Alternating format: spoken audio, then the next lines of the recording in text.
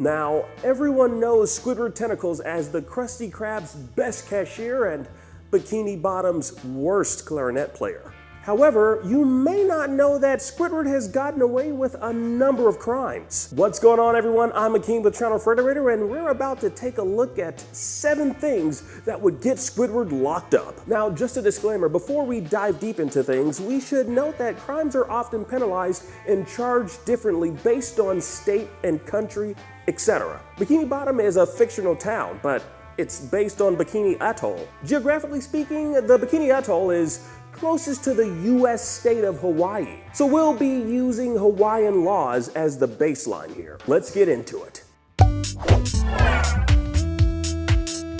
Pseudocide. We usually start these videos off with a small crime, like a misdemeanor, and ease our way into the more serious offenses as we go. But Squidward is such a hardened criminal that it's fairly difficult to start off easy. Take Season 1's episode, Squidward the Unfriendly Ghost, for example. In the episode, SpongeBob and Patrick think that they've killed Squidward, and Squidward goes along with it by pretending to be a ghost. Now, the act of faking your own death is known as pseudocide, and it's not technically illegal. However, to fake your own death, you'd most likely need to break several laws, including conspiracy, life insurance fraud, tax evasion, forging a death certificate, and potential delinquency on loan payments. Luckily for Squidward, we can't be sure that he took it any further than just lying to his neighbors, and thank goodness for that. On their own, most of these crimes are misdemeanors, but if you tally them all up, Squidward is looking at 10 to 20 years in prison and fines up to $35,000. Assault. Violence is never the answer, unless of course the question is, what's the second crime we're going to talk about Squidward committing?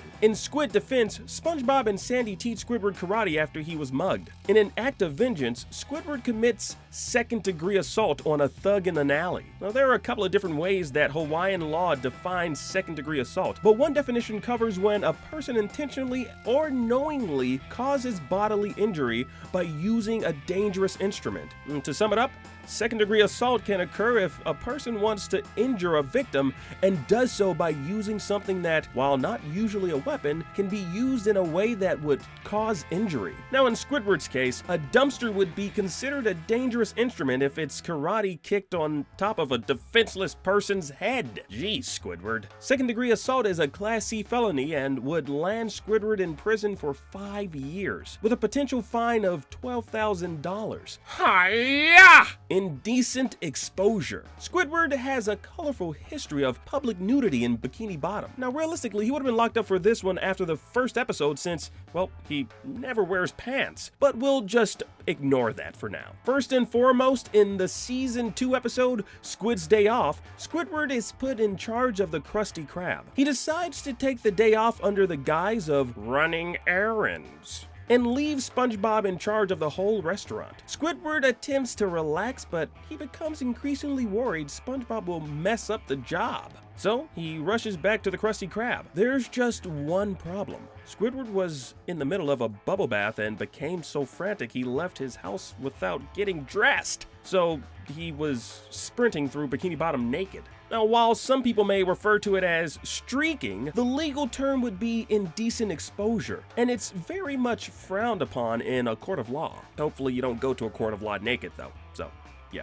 Indecent exposure is typically classified as a first-degree misdemeanor, with penalties of up to 1 year in jail or 12 months of probation and a $1,000 fine. However, during his nude commute to Krusty Krab, Squidward runs past a little kid, which typically increases the penalty and degree of the crime. It would more than likely be treated as a second-degree felony punishable by up to 15 years in prison and a fine of up to $10,000. However, Squidward doesn't stop there. No. Can you believe it? Later on in episode 22 of Season 2, Bossy Boots, Squidward rips off his cuddly crab uniform and exposes himself to the public. As a repeat offense, this would once again be considered a felony and land Squidward in jail for another year. Petty theft! Petty theft! Squidward, petty, ha! I know it sounds so out of character, doesn't it? In the Season 5 episode, Good Old What's-His-Name, SpongeBob and Squidward compete in a contest to learn the names of all the Krusty Krab customers. With the score tied and only one customer left, SpongeBob and Squidward do whatever they can to learn the customer's name. In Squidward's case, that means committing theft by stealing the customer's wallet. Squidward learns his name is What's It To Ya and is promptly arrested. For once, cartoon logic lines up with real logic. Yes! Squidward would certainly be arrested for stealing a wallet in real life, but the punishment would be different. I'm sure you've watched all of our crime videos, so you know the penalty depends on the value of the item stolen. Ultimately, it's tough to determine exactly how much time Squidward would serve for this crime because we don't know how much money Mr. Tuya had in his wallet. And to be quite honest, what's it to ya? Yeah, see what I did there? Realistically speaking, he would probably be charged with petty theft, which would be a second-degree misdemeanor punished by 30 days in jail. However, in the episode, Squidward is convicted and has to serve a 10-year sentence in the Bikini Bottom jail. The laws could be different under the sea, but by that measure, that would mean Squidward was convicted of second-degree grand theft. And What's It To Ya had at least $20,000 in his wallet. Sure, it's unrealistic for that much money to fit in a wallet, but you know what? You're watching a show about a talking sea sponge. Come on! Destruction of property. In Crabborg, Squidward and SpongeBob think Mr. Krabs went missing and has been replaced by a robot. After many failed attempts to get an answer from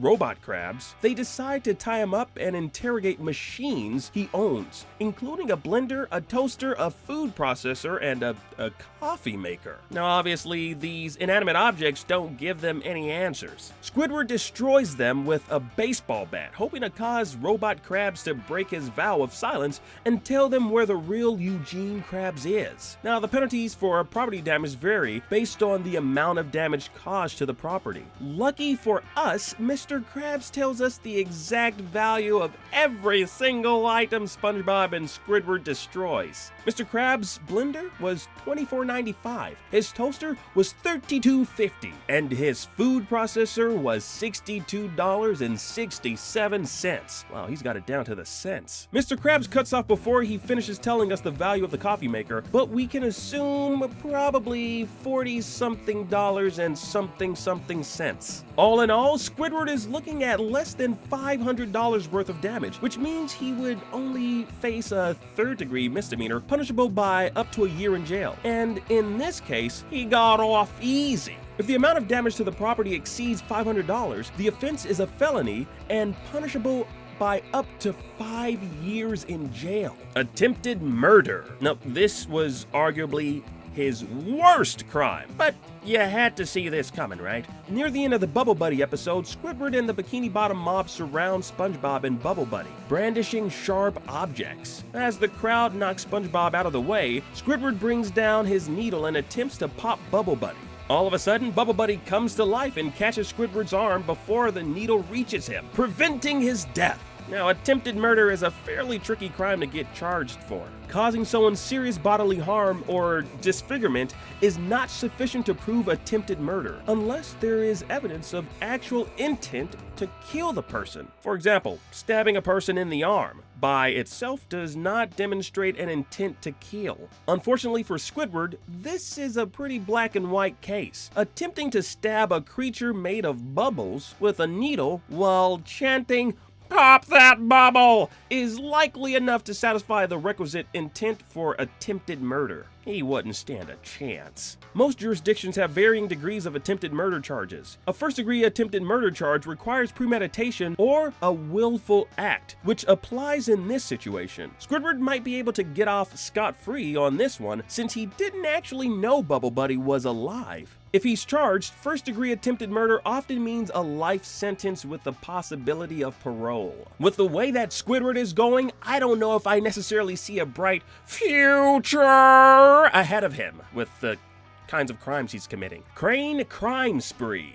In the episode Skill Crane, Squidward becomes obsessed with a crane game that Mr. Krabs installs in the Krusty Krab. After pouring all of his paycheck into the game, Squidward walks home with SpongeBob and sees a construction site. Now, obsessed with crane games, he operates the unoccupied crane with his eyes closed and tries to pick up a construction beam. Since operating an actual crane is slightly different than an arcade one, he accidentally destroys a mall and the Krusty Krab. Where do we even begin with this one? Once again, he would be charged with criminal property damage, but it's different in this case. In the state of Hawaii, if the damage is $20,000 or greater, that upgrades it to a Class B felony and warrants a sentence of 10 years in prison. It's pretty safe to assume destroying a mall and the Krusty Krabs is over $20,000 of damage. So it's a decade in the slammer for Squidward.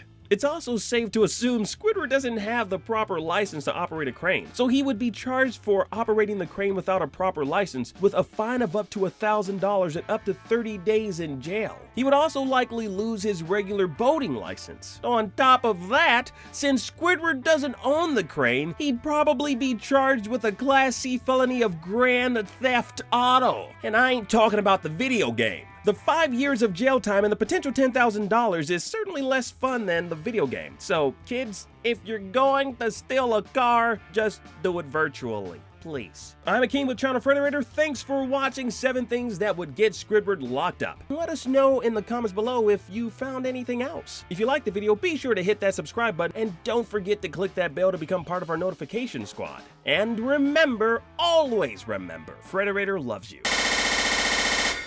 Frederator!